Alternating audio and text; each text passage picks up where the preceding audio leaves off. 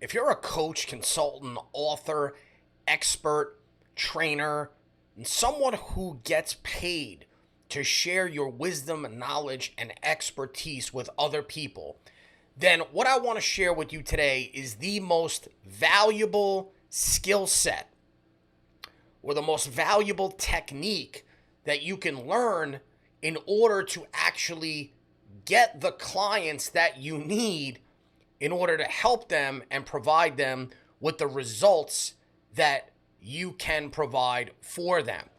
So, my name is Paul Macetta. If you're new to the channel, I'm a researcher in the field of human communication, specifically as it relates to influence and persuasion. So, if you're interested in learning about things like human psychology, influence, persuasion, salesmanship, NLP, nonverbal language, hypnotic language, etc., then go ahead and consider subscribing to the channel. So, let's jump in. So, normally, when I say to people, if you're a coach, consultant, author, expert, you're somebody who gets paid to share your knowledge, wisdom, and expertise with other people. When I ask them, so what's the most valuable trait you should develop? What's the most valuable skill set you should develop? They say, well, it's me being the absolute best at what I'm doing. So if I'm a jujitsu coach, I need to be the best jujitsu practitioner. I need to be the best jujitsu coach in the world. If I'm a relationship coach, I need to go so deep and master the art and science of building and saving and cultivating relationships better than anybody else in the world. If I'm a personal trainer, I need to know everything there is to know about the human anatomy. I need to know more tactics, more techniques, more ways to get people results. I need to be better than my competition. And so for me, like, yes, that's a prerequisite. You should absolutely believe that you are the best at what you do. In fact, if you don't believe that you're the best at what you do, or you don't at least believe that you are on the journey to become the best, like if your heart is not in it to actually be the best at what you're doing, or you're not actually progressing towards that, then we shouldn't even be having this conversation. So to me, that's a non-negotiable. Like, of course you should be the best. That's already assumed that you are striving to be the best at what you're helping people with. But there's something else that's actually more valuable than being the best. Because if you don't have this trait, or you don't have this skill set that I'm about to share with you, it's likely that you're not going to be able to maximize the amount of clients and customers and people that you can help. And that is the art and science of being different, showing up differently and presenting something new and unique that your audience, your prospects, your clients, your customers have never heard of before. So why is this important? It's important because in this day and age, everybody and their grandmother is now an expert, an authority, a thought leader, an author. Like, you could use ChatGPT to become a published author in a matter of hours. So with the amount of people that are actually claiming to be experts and authorities and all-knowing wizards on the mountain, as I like to say, in their particular niche, competition is getting thicker and markets are getting more and more saturated by the hour. The second thing is this commodity of attention. Like, right now, attention is the most valuable commodity. And every app and social media platform under the sun is stealing your audience's attention and pulling it away from you. And so in order to cut through the competition, and in order to effectively get the attention of your ideal prospects, customers, and audience, you need to present something different to them. Why do you have to present something different? Because the human mind is attracted to novelty. We're attracted to things that are new, and we are attracted to novelty. Think about it.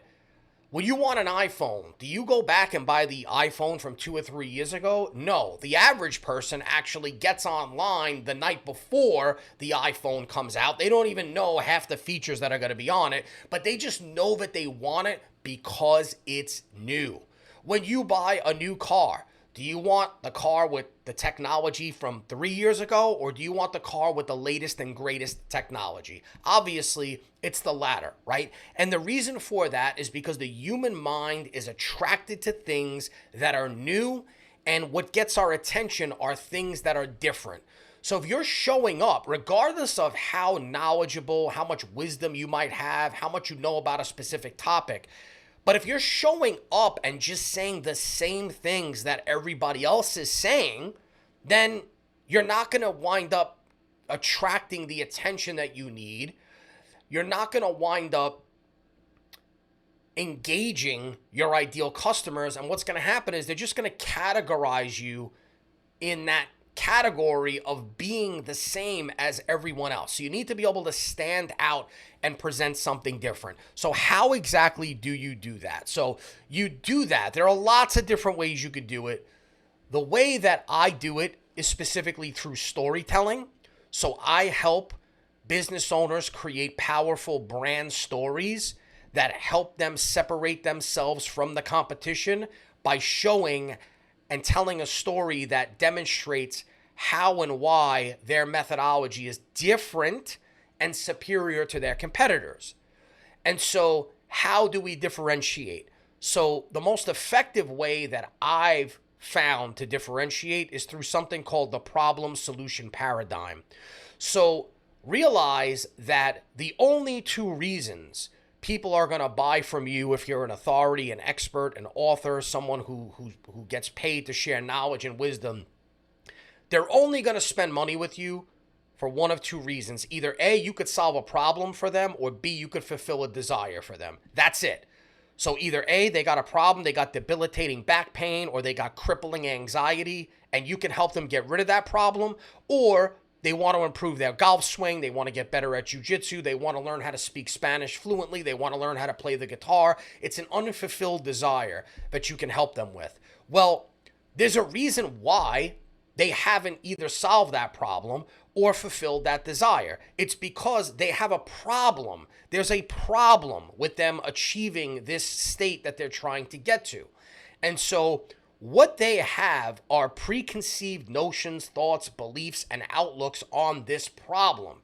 And it could range from lots of different things, like why they think they have the problem, what they think the answers to the problem are, what they view as new and different when it comes to solving the problem, what they view as not effective when it comes to solving the problem.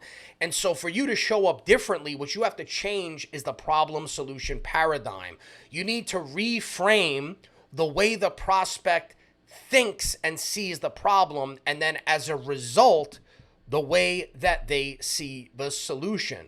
So when you do this correctly, you're able to capture attention by presenting something new and different. But you have to realize this only works if the audience sees it as new and different. And so when I work with clients, one of the biggest issues that I see is they present something that they think is new and different, but because they haven't researched their ideal prospects and audience, they don't know that their audience doesn't see that as new and different. And honestly, your audience is what matters. It doesn't matter if you see it as new and different. What matters is that the audience sees it as new and different, right? Because if they don't see it as new and different, then it's not new and different to them. And so there are 6 boxes that you need to tick in order to figure out if what you are presenting is in fact new and different. The first thing you need to know is, what does your audience know? You have to understand their existing knowledge. This includes their background, their experiences, and their current level of understanding on the topic. You need to know what they already know. Because if you don't know what they already know, how could you ever present something new and different? The second thing you need to know is what they're being told. So you have to be aware of the messages they're currently receiving from other sources. This could include information they're getting from the media, their peers, or other experts in the field. Knowing what they're already hearing is going to help you address any misconceptions or provide a fresh perspective. Now, you might say to yourself, well, I know what they're being told, and what they're being told is wrong. That's great. That's perfect. Because what that does is it sets you up for the perfect opportunity to present something new, different, and better. But if you don't know what they're being told, again, you really don't know what kind of beliefs, opinions, and outlooks they have on things. The next thing you need to know is what they've been told.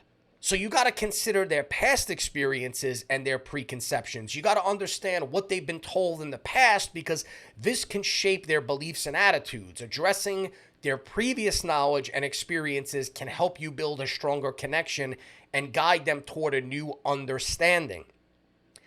Next is what they believe to be true or false. You have to identify their existing beliefs, both accurate and inaccurate. Understanding their current beliefs, whether they're right or wrong, is going to allow you to effectively challenge and reshape their perspectives. This is crucial for overcoming any preconceptions or biases that they might have. Number 5, you need to know what they've tried in the past.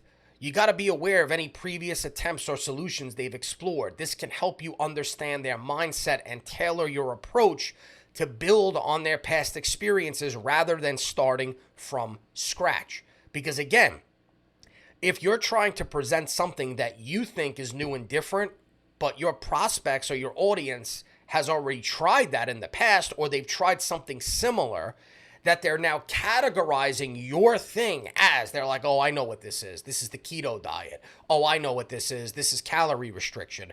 Oh, I know what this is. This is a certain technique involved in golf that everybody knows about. Oh, I know what this is. This is, the Rosetta Stone approach to learning a new language, right? The worst thing in the world is when your audience falsely categorizes what you're showing them as the same as something else, even if it's not. But in order for you to articulate it correctly so that they see it as new and different, you got to know what they've tried in the past. And number 6, you got to know what is seen as new or old to them.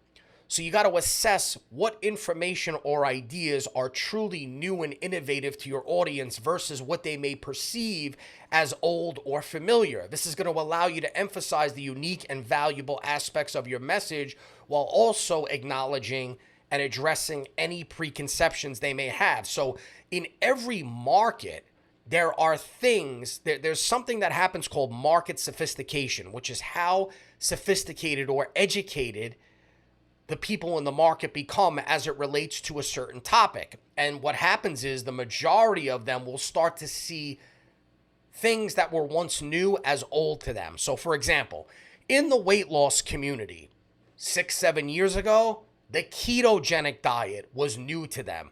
Now, not so much. In the same space, intermittent fasting, maybe 2 years ago, was new and different. Not so much anymore. In jiu-jitsu, there was like this renaissance when it came to leg locking, probably 7 or 8 years ago, where leg locking and the ability to perform submissions using the lower part of the body was new to people in that market. But now sophisticated people in that market don't view that as new. Now what they're actually looking for is the next evolution of that. And so you need to know what is seen as new and old to them.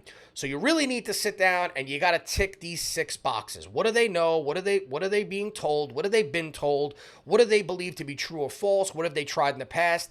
And what is seen as new and old to them? I actually cover this entire thing in my book, The Storytelling Blueprint, which will show you how to craft a powerful brand story that will help you stand out and differentiate and show how and why what you have to offer is different and superior to your competitors using the art and science of storytelling. I'll put a link in the description below. If you're interested, you can go check out that book.